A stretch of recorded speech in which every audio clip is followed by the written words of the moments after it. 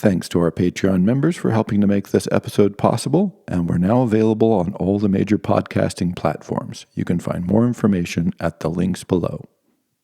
Good evening, ladies and gentlemen, and welcome to the shocking conclusion of the Symposium. So we'll do the end of the actual text, and then I want to do the one I've been promising on the influence of the Symposium and why this very strange indeed text has come down to us as the most influential in Western philosophy by far, and then do a conclusion. So there'll be 2 more episodes after this one. So thanks for coming along for the ride with this crazy text, which is about to get crazier if that is possible.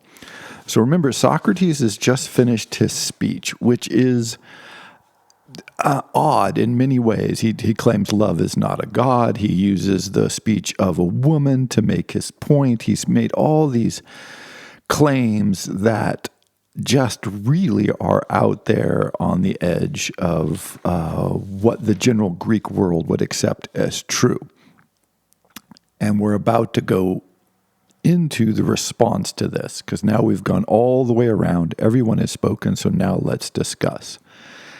And the line is, when Socrates had done speaking, the company applauded, and Aristophanes was beginning to say something in answer to the allusion which Socrates had made to his own speech, when suddenly there was a great knocking at the door of the house, as of revelers, and the sound of a flute girl was heard. Stop. So, everyone has spoken now, or everyone who we're going to get the speeches of have spoken.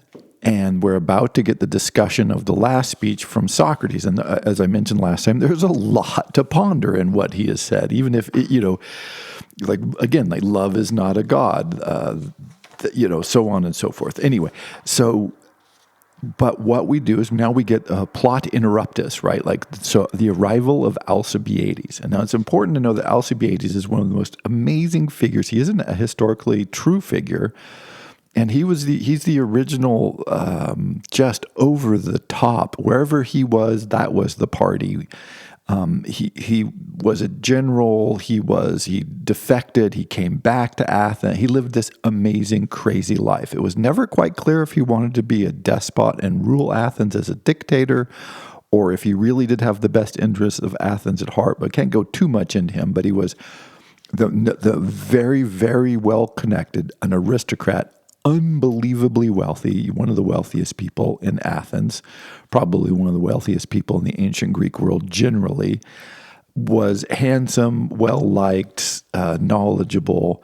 And so he is the symbol of everything you're supposed to be, what you're supposed to strive for.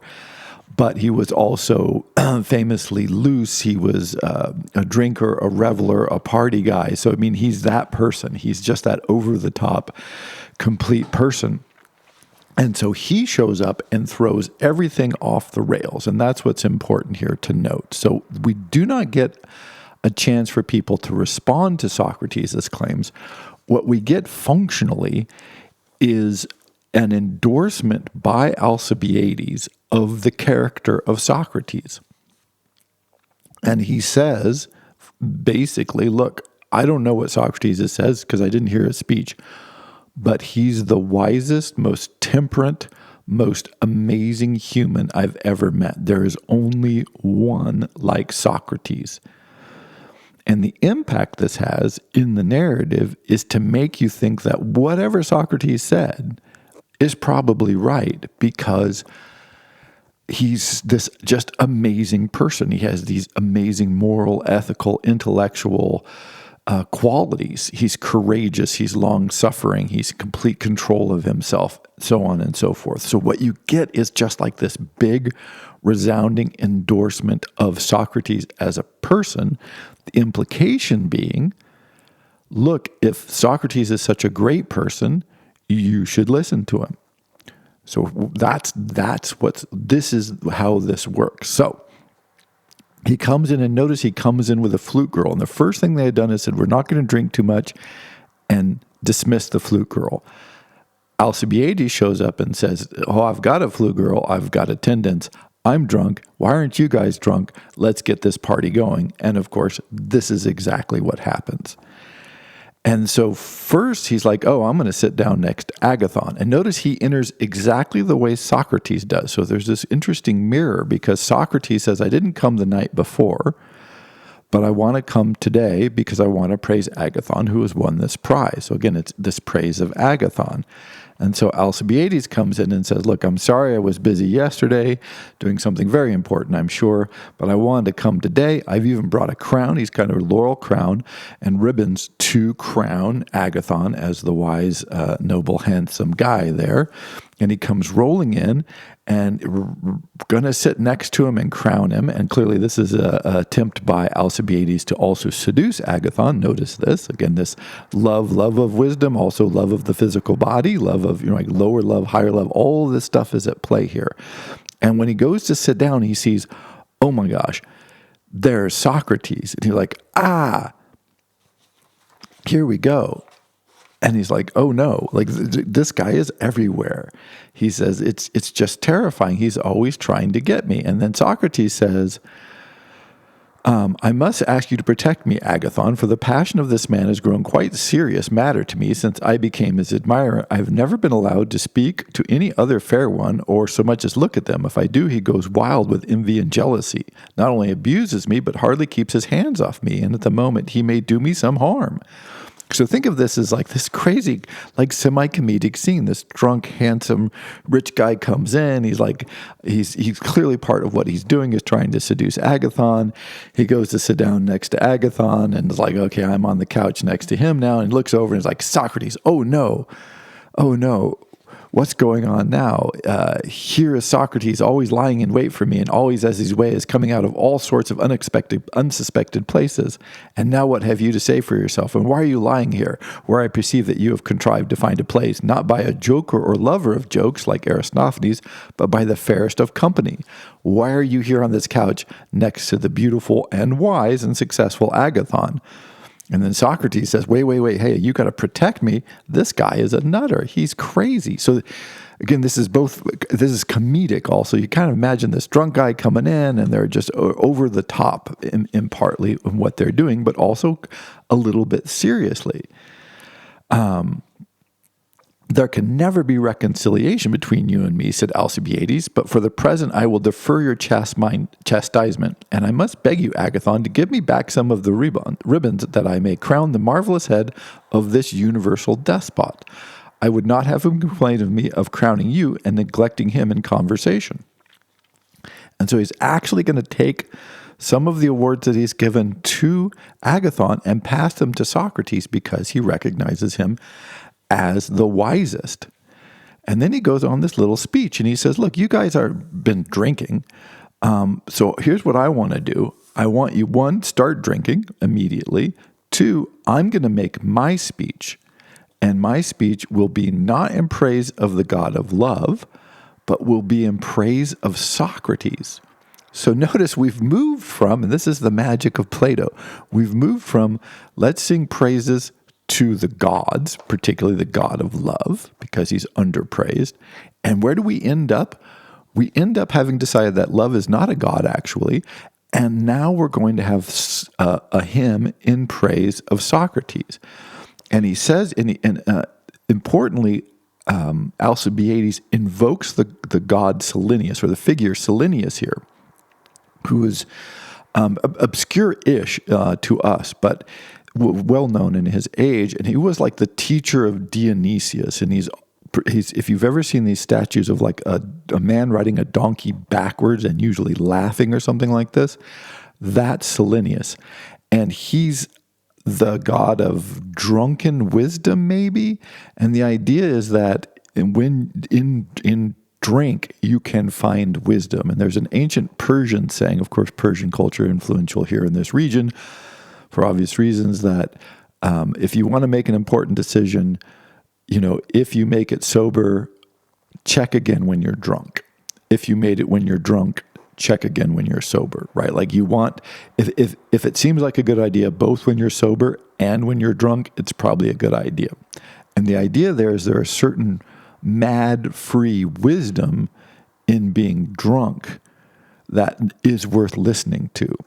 And so this ugly, drunken, crazy guy riding a donkey backwards inside of that figure is some real wisdom. And notice, importantly here, is this is not an appeal to reason. So a lot of what Socrates has been saying sort of sounds vaguely reasonable, but fundamentally it is not an appeal to reason. It's an appeal to divinely inspired wisdom. And this is what Alcibiades returns to. And this is why love inspires you. It doesn't inspire you with reason. It inspires you with love and passion, which will come up several times in here. And so this is what is crucial to understand about the kinds of comparisons that are being drawn by Alcibiades to Socrates and the rest of the company. And so here we go. We get this crazy speech from Alcibiades, which really boils down to a couple of things. One, he wants to say that he will praise Socrates in a figure which will appear to him to be a caricature, and yet I speak not to make fun of him, but only for the truth's sake. I say that he is exactly like the busts of Silenus, which are set up in the statuary shop, holding pipes and flutes in their mouths, and they are made to open in the middle and have the images of gods inside them. Right? This is the notion that the external, because Socrates was famously not attractive, hides a beautiful, golden, wise interior. And so Socrates has the power of inspiration, and that his instrument is used to charm the souls of men by the power of his breath, and the players of his music do so still. And he's comparing him to a famous musician here. But this is the idea, like, he's beautiful on the inside. He has this glowing wisdom. And with that, he seduces you. He seduces you with the soul. He seduces your soul, not your bodily flesh, because he's not attractive in that way, but he seduces your soul. And Alcibiades says several times, if anything I say is not true, Socrates, you should stop and interrupt me, because everything I speak is true. And he says, so here's the truth of what's going on. He is the one man. He makes me confess that I ought not to live as I do, neglecting the want of my own soul and busying myself with the concerns of the Athenians. Therefore, I hold my ears and tear myself away from him. And he is the only person who has ever made me ashamed, which you might not think to be in my nature, and there is no one else who does the same. Wow. So this amazing moment where Alcibiades says, look, I know you guys all think I'm totally shameless. Like, I don't have any ethics at all, that I'm completely over the top, which is true. Like, he is one of the stories which is probably true, but it's certainly one that was repeated in the ancient world, is that he competed. So chariot races were huge in the Olympic Games. And one year he entered 4 teams. And this was the most expensive sport, because you had to have the horses, you have the drivers, you have the chariots. So that's just completely over the top already. Like, to enter one team meant you were super wealthy. Like, you had to be the 1% to enter one team. To enter 4 teams is just absurd. And that he won the top 3 prizes. And so at this point, so everybody turns to look at him and is just like, oh my gosh, your teams won all the prizes in the Olympic. You're just over the top, right? You're so far above that actually the Athenians feared him for being a despot, right? Like, oh, you're just trying to become a despot. And so we've got to get rid of you. We're going to have to exile you because you're a threat to Athenian democracy, because you're so far gone. You're just so far over the top. But he says, so this is Alcibiades. He says, there's only one person who ever made me ashamed for my actions, and that's Socrates, because he makes me feel that I'm pursuing the wrong things. Everybody else admires me. They fear me. They love me. They envy me. They want to be me. They want to mimic me. They want to knock me down. They want to do something. But Socrates, in his person and in ethics and the way he lives, makes me recognize that I'm doing it wrong. And he says, but, O my companions, in drink, when he is opened, what temperance there is residing within. Know you that beauty and wealth and honor at which the many wonder, are of no account with him, and are utterly despised by him. He regards not all the persons who are gifted with him, making mankind are nothing to him. All his life is spent in mocking and flouting at them.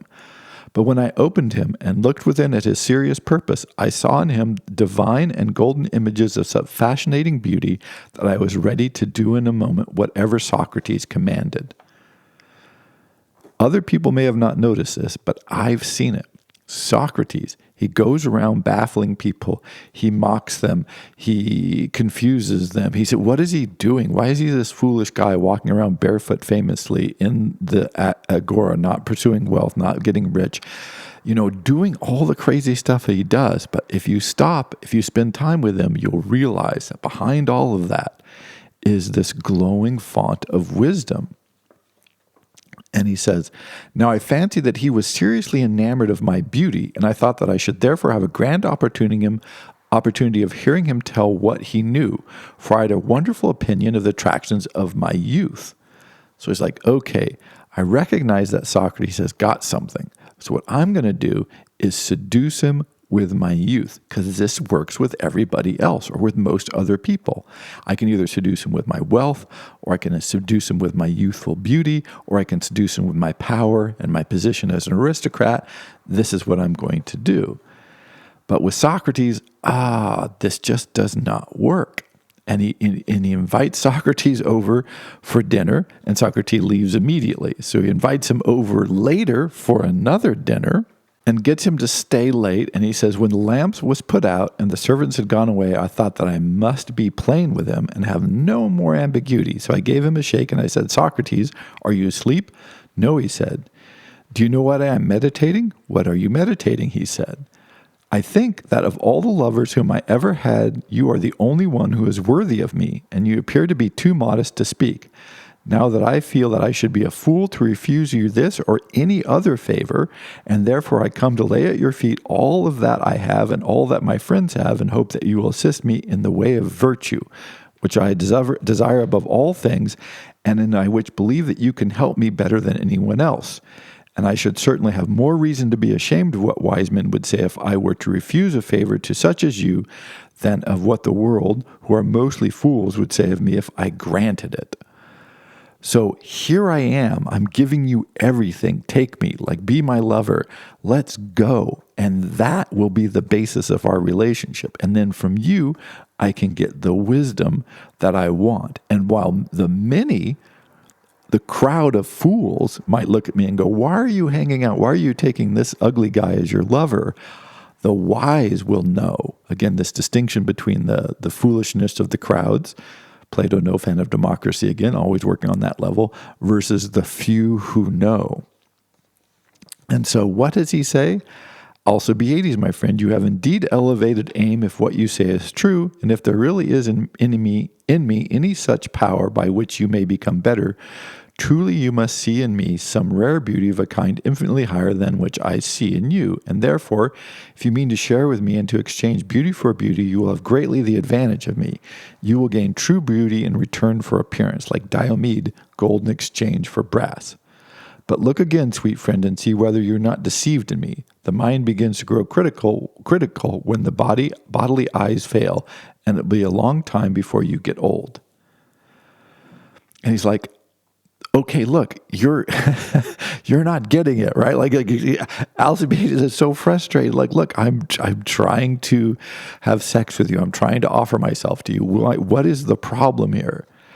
That is good, he said, at some other time when we will consider and act as seems best about this and about other matters. Whereupon I fancied that he was smitten, and that the words which I had uttered like arrows had wounded him, and so without waiting to hear more, I got up, and throwing my coat about him, crept under his threadbare cloak, as the time of year is winter, and there I lay during the whole night, having this wonderful monster in my arms. This, again, Socrates, will not be denied by you, and yet, notwithstanding all, he was superior to my solicitation, so contemptuous and derisive and disdainful of my beauty, which really, as I fancy, had some attractions. Hear, O judges, for judges you shall be of the haughty virtue of Socrates. Nothing more happened, but in the morning when I awoke, Let all the gods and goddesses be my witness. I arose as from the couch of a father or an elder brother. So I'm actually throwing myself naked on him and taking him in my arms, and he still will not take advantage of me. I'm just desperately trying to get this guy to fall in love with me, but he's not having it because he doesn't see this as the path to wisdom. And what's interesting here is because this is that notion of, is it the love of the body? Is it the love of the way? What is it that we're supposed to be passionate about? And he even begins this speech, and he says, at the beginning of this section, he says, and you whom I see around me, Phaedrus and Agathon and Eryximachus and Pausanias and Aristodemus and Aristophanes, all of you, and I need not say Socrates, have had experience of the same madness and passion in your longing after wisdom. Right? The passion, the longing, the desire for wisdom. And see, everybody gets confused because they fall for the beauty, they fall for the body, again, we've had that hierarchy. Socrates does not. He knows that the wisdom does not reside there. It resides someplace else. And he's like, oh my gosh, like this guy just completely resists my beauty, which means I don't have power over him. I don't have control over him. He's interested in me if I'm interested in wisdom, right? That's the real problem, right? It's not about all this other stuff. Everybody else pretends to be interested in wisdom, but they're really interested in money or fame or power or sex or something else. But Socrates doesn't even pretend. He's only interested in. And then he goes on and he says, not only that, but I actually was in war with this guy. We went, and this is historically accurate, that Socrates served with distinction in several of the wars that Athens was continually involved in, although we don't think of him that way. But it is this notion, he goes, oh, I was there. He was the most noble, the bravest, the least fearful, the most just sort of long suffering. He could walk barefoot in the cold. He saved me. He didn't want to take credit for saving me. He wanted me to get the credit. And notice it even says in there that, the generals wanted to give me some credit because I'm famous and powerful. And so it makes them look good. And it's sort of, okay, yeah, let's make him, let's give him an award. Let's give him a promotion. Let's make him look good because he's Alcibiades and that makes us look good and we curry favor and all that. And Socrates is like, yeah, do that. I don't care. I don't care for their awards. I don't care for their sort of interest or anything that they can give me or fame or justice of the crowd. And then he more or less ends the speech where we began, which is he said, one morning he was thinking about something. This is why they're at war. He was thinking about something which he could not resolve. He would not give it up, but continued thinking from early dawn until noon. There he stood fixed in thought, and at noon attention was drawn to him, and the rumor ran through wondering crowd that Socrates had been standing and thinking about something ever since the break of day. At last, in the evening, after supper, some Ionians, out of curiosity, I should explain that he was not in winter but in summer, brought out their mats and slept in the open air that they might watch him and see whether he would stand all night. There he stood until the following morning. And with the return of light, he offered up a prayer to the sun and went his way. So notice this is where we start. Where is Socrates? Oh, he's got a thought. He's pursuing he'll show up when he shows up. Oh, send a servant boy to see if they can find him. Okay, he's out there, but don't bother him, right? And this repeats again. Again, look at Socrates. He's fearless in battle. He's long-suffering. He doesn't mind going without food. He walks barefoot in the cold. He's dangerous. People are afraid of him. He doesn't want honors. He doesn't want glory. And, at every moment, right, he is the best of us. And when he has a thought, he will think all day from morning to night. He'll think 24 hours until he gets this idea, lost in meditation. Again, just where we started in this narrative. Socrates doesn't show up because he's lost in thought when he gets his thought. And then he ends this speech by saying, you may imagine Brasidius and the others have been like Achilles, or that Nestor and Antenor have been like Pericles, which is to say great fighters are like Achilles, great thinkers are like other great thinkers. And the same may be said of the other famous men. But of this strange being you will never be able to find any likeness, however remote, either among men now are or who ever have been, other than that which I have suggested of Silenus and the satyrs, and represent in a figure not only himself but his words. For although I forgot to mention this before, his words are like the image of Silenus, which open. They are ridiculous when you first hear them. He clothes himself in language that is like the skin of the wanton satyr. For his talk is of pack asses and smiths and cobblers and couriers, and he is always repeating the same things in the same words, so that any ignorant or inexperienced person might feel disposed to laugh at him.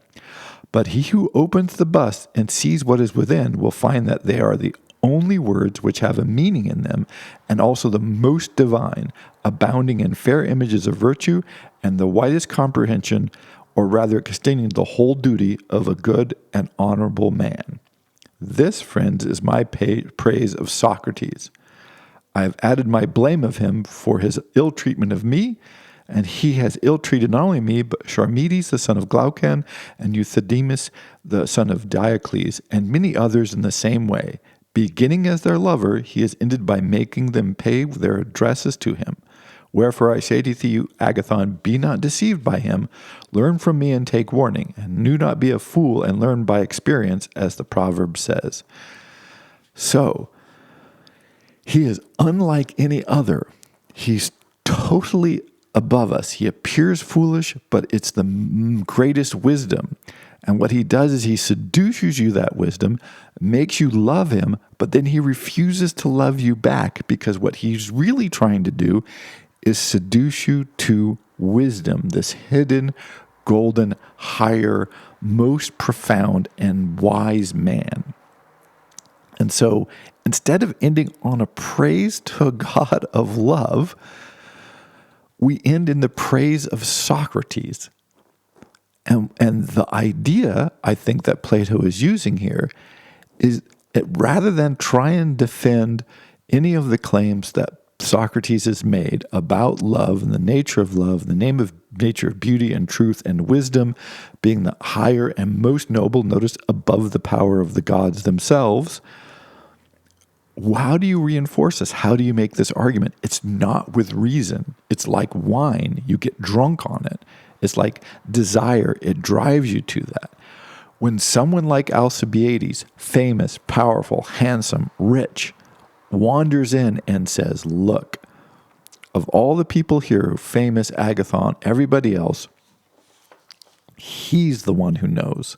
And I'm going to vouch absolutely in my drunken speaking of truth, right? And this is the idea. You say stuff when you're drunk, you would never say what you're sober, but this is the truth, right? So now we've heard the truth and no one has interrupted him, and Socrates has never said anything he says is a lie. And notice it actually makes Alcibiades look kind of low, and he actually said that. I wouldn't say this if I were sober, and it does.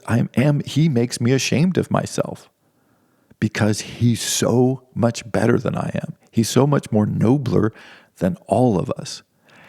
And the implication is someone who's so true and so noble and so not interested in wealth or fame or power, he's got what he says must be right. And if you don't recognize or hear it as being right, notice the problem is with you, not with him. But then he says, be warned, Agathon. Notice Socrates is sitting next to Agathon. Agathon wants to sit next to Socrates because there are always this negotiations and love interests and attachment going on this entire time. As we've been talking about, everyone's trying to seduce everybody. He says, beware. You think you're seducing him. You are being seduced by him, but you're not being seduced by him to be the normal kind of lover that we want to be. He's trying to seduce you to this higher, greater, better wisdom. This is the speech of Alcibiades. So he rolls in, blows up the party, says, I'm not going to praise the goddess of love or God of love or the gods of love or however you articulate that. I'm going to praise Socrates because the wisdom of Socrates, notice, ends up actually being better than, and this is the key, than what any of the versions of the gods that we've been offer, if that makes sense. So we've had Phaedrus, we've had Eryximachus, we've had all these versions of love, Agathon, And what they offer is partial and incomplete compared to what Socrates claims you can get from love, but most importantly, from what Alcibiades claims Socrates provides. So the Socratic version of love that he embodies, he is the enactor of his ideal of love, is greater than, more powerful, and leads you to a better place than even Eros did, the oldest of gods that we started with, or Agathon's youngest of gods. So functionally what you get is a sequence that leads to Socrates is wiser than the gods. And you obviously Plato can't say that, right? Because this is inadmissible because you can't be wiser than the gods in theory. In practice, though, if you construct this bizarre narrative in this way, you can have drunk, over-the-top, crazy Alcibiades say this and let us know that, oh my gosh, this guy is the one we should be listening to. Don't pay any attention to the gods of love. Don't pay any attention to this other nonsense that these people have been speaking. You want to listen to Socrates because he's the one that knows. And that is, I mean, think about the power of that. I mean, what a crazy structural element. And again, by the way, if you read the summaries or the overviews, or here's the argument that's being made in the Symposium, generally they don't mention the fact that a naked young Alcibiades threw himself on the body of Socrates and wrapped him in a cloak and clung to him all night, and Socrates never gave in to his imploring for sexual love. Right. This is generally not given as one of the key arguments in favor of Socratic ideals. Right. Like they kind of gloss this kind of thing, which is why it's always good to read the original text occasionally and go, "Oh my God, what the hell is going on?" Flute girls, people getting drunk, so on and so forth. And then he ends with this thing of beware Agathon. When Alcibiades had finished, there was a laugh at his outspokenness, for he seemed to be still in love with Socrates, obviously. "You are sober, Alcibiades," said Socrates, "or you would never have gone so far to hide the purpose of your satyr's praise, for all this long story is only an ingenious circumlocution, of which the point comes in by the way of the end. You want to get up a quarrel between me and Agathon, and your notion is that I ought to love you and nobody else, and that you only ought to love Agathon. But the plot of this satiric or Cyllenic drama has been detected, and you must not allow him, Agathon, to set us at variance." So again, Socrates claims that, oh, sure, you've said nice things about me. He's always downplaying his own position, right? He's always humble, the ultimate humble, wise person. He's saying, no, this is all you trying to seduce me away from Agathon, because you want to sleep with Agathon because Agathon is the most famous guy of the moment. You're the one who is just won the prize for tragedy, so you're the star, you're the big icon, and so Alcibiades is trying to get next to Agathon. So what he needs to do is create space between Socrates and Agathon, and Socrates says, "Hey, Agathon, don't let him do that." "I believe you are right," said Agathon, "and I am disposed to think that his intention in placing himself between you and me was only to divide us, but that he shall gain nothing by that move, for I will go and lie on the couch next to you." Notice how incredibly just erotic it's like the underpinnings of this whole thing are so crazy erotic. It's just great. "Yes, yes," replied Socrates, "by all means come here and lie on the couch below me." I mean, this is great. "Alas," said Alcibiades, "how am I fooled by this man? He is determined to get the better of me at every turn. I do beseech you, allow Agathon to lie between us." "Certainly not," said Socrates. "As you praise me, I in turn ought to praise my neighbor on the right.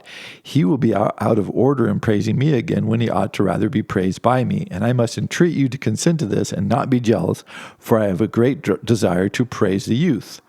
"Hurrah!" cried Agathon. I will rise instantly that I may be praised by Socrates." Right? Like, oh my gosh, like this is just crazy. So now he says, oh, I'm okay. If we're going to praise people, I guess we have to go around the whole party again and everybody praise everybody. But of course, this does not happen. So he says, Agathon rose in order that he might take his place on the couch by Socrates when suddenly a band of revelers entered and spoiled the order of the banquet. Not that Alcibiades hadn't already done this. Someone who was going out, having left the door open, they had found their way in and made themselves at home. Great confusion ensued, and everyone was compelled to drink large quantities of wine. Aristodemus said that Eryximachus and Phaedrus and others went away. He himself fell asleep, and as the night were long, took a good rest. He was awakened towards daybreak by a crowing cock, and when he awoke, the others were either asleep or had gone away. There remained only, this is the key, Aristophanes, Agathon, and Socrates. The host, Aristophanes, and Socrates are all who were left, who were drinking out of large goblet, which they passed around, and Socrates was discoursing with them. So still talking. Socrates will never shut up, right? Aristodemus was only half awake, and he did not hear the beginning of the discourse. The chief thing he remembered was that Socrates was compelling the other two to acknowledge that the genius of comedy was the same with that of tragedy. Now here you have the Agathon, who's just won the award for tragedy, and Aristophanes, who was, of course, the greatest comedic writer of his age, or perhaps of any age, are being convinced that, they share the same wisdom. Again, you get the same argument, like that the underpinnings of wisdom is always the same. It shines through in any number of ways, just like beauty and truth, right? It's all that big commingling. These are the same thing. They just express themselves differently. So he said, genius of comedy was the same as that with tragedy, and the true artist in tragedy was an artist in comedy also. To this they were constrained to assent, being drowsy and not quite following the argument. And first of all Aristophanes dropped off, then when the day was already dawning, Agathon. Socrates, having laid them to sleep, rose to depart. Aristodemus, as his manner was, following him. At the Lyceum he took his bath and passed the day as usual. In the evening he retired to rest at his home. So remember, there's the conclusion. So again, everybody else either leaves or gets drunk and they party. Only Socrates stays up all night talking and talking. And even the other two, Aristophanes and Agathon, both great playwrights, both famous, are just, they're woozy. They can't follow what he's saying, but they're just agreeing with him. And finally they go to sleep. Socrates puts him to sleep. And then, as if nothing has happened, because Socrates is, virtually superhuman. He can drink all night. He can stay up. None of this stuff is going to bother him. His powers of observation, of wisdom, are not constrained in this way. And so then he just goes about his normal day, because he is Socrates. He's better. Again, he's superior in almost every way. And so the conclusion, again, what a weird way to conclude, not with any argument, not with any specific claims, but with a complete blowing up of the party because even more revelers showed up. But notice what the implication here is. Oh, we're not going to drink. We've drunk too much last night. We're just going to be cool. We're going to be mellow. We're going to talk, and we're going to praise love. Then Alcibiades shows up, and that goes out the window. Now we're going to praise Socrates, and we're going to drink, and we're just going to spend all our time trying to seduce each other, which is where we specifically said we weren't going to do when we started. And then by the end of it, another party shows up. So, okay, now we're just back to partying again, right? We're just going to party all night. And a few of them, Phaedrus and Eryximachus, are like, okay, look, no, this is too much. We've had enough. We're just going to go home. But the rest of them stay and party because, of course, they have no temperance. They have no self-control.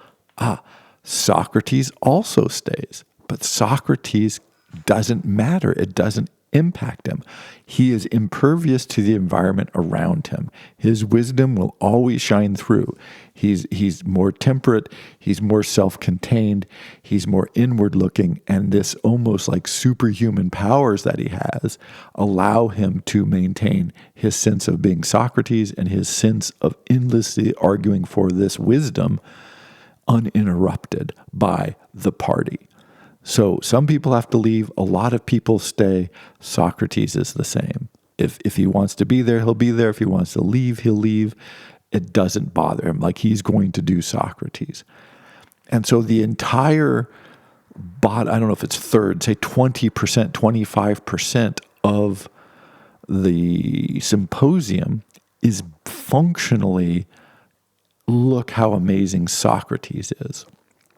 So you get this series of speeches about love, which creates all this confusion and disharmony and misunderstanding about, again, the mythopoetic world of the Hellenistic mindset. And then you get Socrates, who comes up with this love is not a god. It has these crazy features that, really is sort of out there. And then rather than have any follow-up or reflection on that, we get this incredibly powerful, erotic, hilarious, body, crazy endorsement of Socrates, where first we have someone, and this is I think the important element here.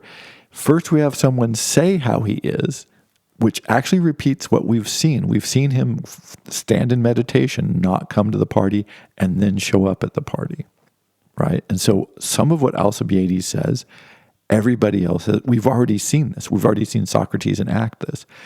And then as the party rolls on, notice Alcibiades just vanishes from the narrative because his role is fulfilled. All of a sudden, he just vanishes. And now what we get is Socrates actually acting out elements of what Alcibiades has said.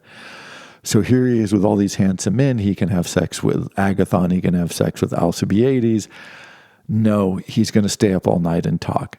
He can handle his drink. He's tempered. He's powerful. He's not touched by the cold. He's interested in wisdom. What do we find in the morning? He's still talking about wisdom. He's still pursuing these interests. And when all is said and done and everybody else is exhausted and worn out and nobody else can keep up with him, he just gets up and goes about his day as if nothing has happened.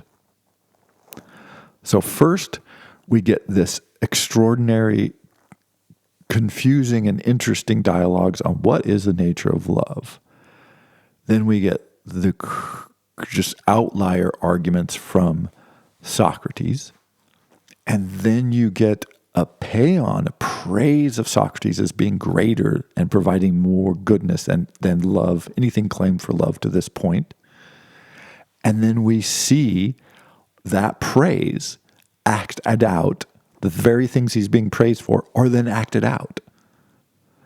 So not just Alcibiades saying Socrates is great, we see him being great in that way. And the functional impact of that is to go, wow, well, what Socrates says must be right because everybody considers him so much greater. Agathon is super excited that he's going to be praised by Socrates. That's an endorsement of Socrates. Right? Phaedrus and Eryximachus kind of go along with Socrates. Alcibiades, of course, sings his praises, and in a way that's damaging to Alcibiades, so that makes it more believable, right? When somebody says, okay, I have to admit, everybody knows that I'm super arrogant, but come on, this guy is just better than I am. And when people say it in that way, you go, oh yeah, well, it must be true because if this person admits it in that way that makes them look bad or makes them look like less of a good human or moral or ethical or whatever it is they're interested in, you think, yes, this must be the case. That rings true because of the way it's presented. So because it's at the expense of Alcibiades, it tend to believe him. I would only tell you this if I'm drunk. And the stuff he says, it sounds like something only somebody who's drunk would really tell you, right? It resonates in that way. It has that ring of truth. And so that's the conclusion of the symposium. It's not a collection of rational arguments about the nature of love. It's a collection of mythopoetic ramblings about how love might impact us, culminating in this incredible theory of love raising us up level of awareness until we realize that wisdom and the eternal soul is what we should be reflecting on unendingly, and that will guide us to the highest possible form of life and existence, followed by not reinforcement or argument or evidence in favor of those claims, which of course would be difficult, but a series of events and arguments that make us think that the person who said those things was really, really wise and knew exactly what they were doing And then we see them be really wise and be impressive. And so you kind of go, oh, if everybody thinks they're important and they say this stuff, they must be right. Not because they've provided evidence for it, but because everybody else sort of is endorsing, and we see in actions that the kind of claims that this person has made are being lived out. And so it's sort of a argument through lived example rather than through reason or rationality. Much like Silenus is why such the important example is, because it's the passion, it's the drunkenness, it's the madness. In Phaedrus, he talks about this. I'll talk about this in the conclusion. He talks about this madness that you have to be in love with wisdom, because you have to be irrationally drawn towards wanting to know the truth to bother with trying to find this stuff out. You want to love it absolutely in that mad way, in the madness of love, which is why Alcibiades invokes it. He says, look, Phaedrus, look, Eryximachus, you guys know you're overwhelmed by this passion for wisdom. It makes you do stupid things like hang out with this guy Socrates. That's your problem. So, wow. Unexpected turn there. I think if you've never read this before, the first time you encounter this, it's like, what is going on? Why all of a sudden are we all getting drunk? And why is Alcibiades showing up? And what's going on? And what a great narrative move this is to endorse the Socratic ideal by just making Socrates look, again, superhuman. Like a demigod functionally. And because he looks so much better than everyone around him, and he enacts wisdom at such a high level, then we tend to think by extension, oh, he must be correct, right? Socrates must be on to the truth. And that is the goal of Plato this whole time, to get us to believe this argument that is counter to almost every aspect of the Hellenistic worldview is in fact accurate. And in the next lecture, we'll talk about how that translated into becoming the most important argument and structure of argument in basically the history of Western philosophy. Thank you very much.